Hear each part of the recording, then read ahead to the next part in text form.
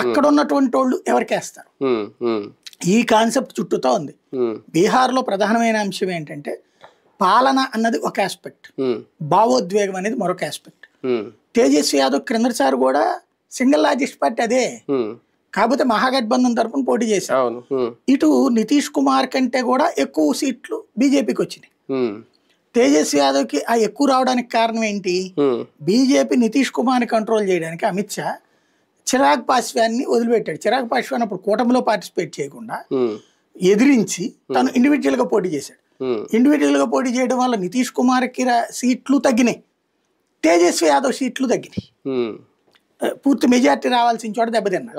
అలా 5-10 వేల ఓట్లు గెలిస్తే అయిపోయినట్టే కదా. రెండవది కాంగ్రెస్ పార్టీ అక్కడ దాదాపుగా 70-80 స్థానాల్లో పోటీ చేసి 19 దగ్గర ఆగిపోయింది. అవి దెబ్బ కొట్టినాయి అక్కడ. ఈ ట్రిప్ ఒకటేమిటంటే మహాగఠబంధన్కి సంబంధించినంత వరకు వాళ్ళకు ఒక అడ్వాంటేజ్ ఉంటుంది, సుదీర్ఘకాలం పాటు లేకపోవడం. రెండవది తేజస్వి యాదవ్ సీఎం చేయాలన్నటువంటిది అక్కడున్న యూత్ లో ఒక ఆసక్తి.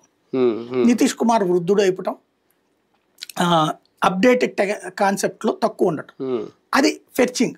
కానీ సమస్య ఏంటంటే గ్రౌండ్ లెవెల్ పబ్లిక్ లో యంగ్స్టర్స్కి వచ్చేటప్పటికి వేరే ప్రాంతాలకు వెళ్ళిపోయాను.